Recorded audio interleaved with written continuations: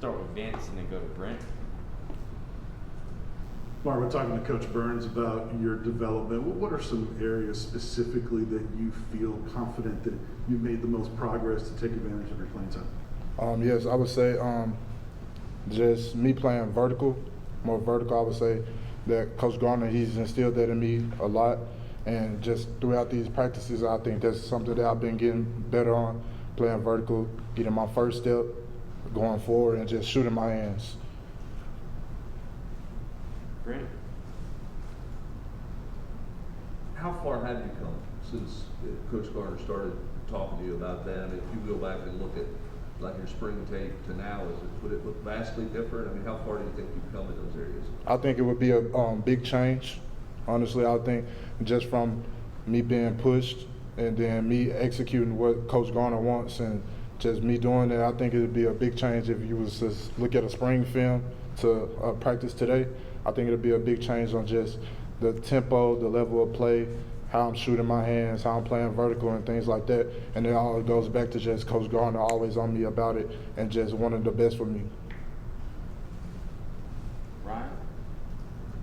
Omari, what's been the key to you guys' run defense so far?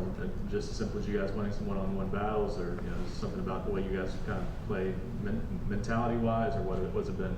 I would say it's just the small things, just focusing on the little details and just playing vertical. It's all about playing vertical, getting a knockback, and then once you do that, that allows you to make plays, that allows the linebackers to make plays, and everybody is just looking good right now, and we just got to keep improving as a defense.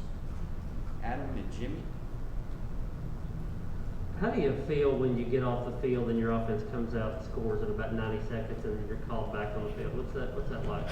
It's a good feeling, even though you might have just come off of the field. That's what we have guys for. We rotate in, rotate out.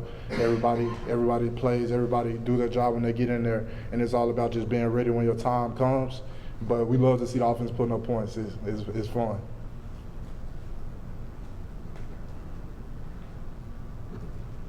Coach Garner said recently that if a big guy runs out of gas, there's no way to refuel his tank. Do you agree with that?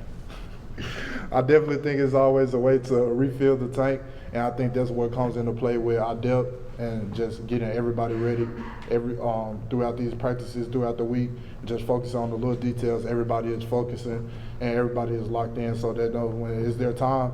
Even though if a person gets tired, goes down, anything like that, the next man comes in and we don't miss a beat. And that's what we want to do as a D-line ourselves, and that's what Coach Garner wants to put on tape for everyone to see as well.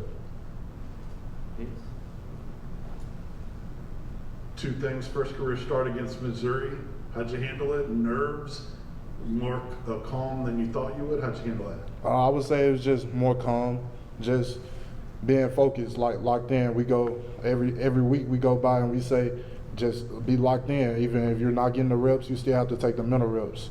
Everybody, and those help. The mental reps actually help because when it's your time to be called, you never know when it's going to be your time. You just have to go in, be locked in, be ready to perform. And you just got to do and perform at a high level.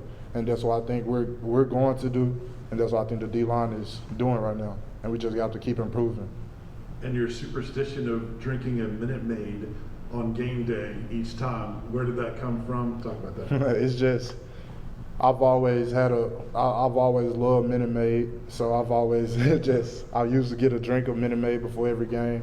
I did it since I was in middle school, and it's just been something I've always kept with me. So I make sure I get a Minute Maid before we go on the road or go to the hotel, so I can have it before the game. Specific flavor?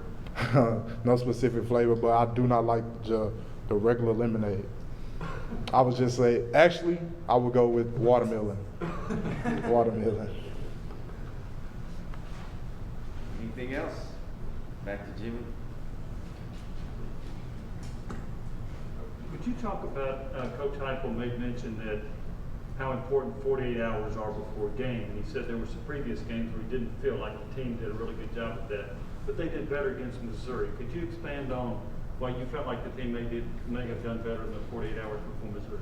Because it's just something that Coach Heupel always says is that we're a race against ourselves. And that's just, I feel like it's clicking for this team now to show that we're showing glimpses of how good we can be. And I think it's clicking to show that we can be an actual good team, and everybody's buying in, everybody's locked in, and just focus on the little details from when it's not actually on the playing field, where it's just a walkthrough or breakfast or meals or anything like that. It's all the little things that go play into Saturday, and it's the build-up that actually wins the game on Saturday, not what we do on Saturday. Follow up?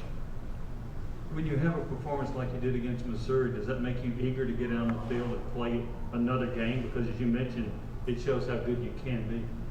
Well, I would say like every week is a week that we are eager to get out there and prove something that we are the Tennessee Vols.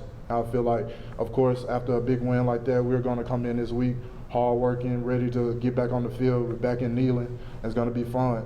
And I think but every week is a big week, and every week we come in ready to play. Thank you, Vigo. Yep.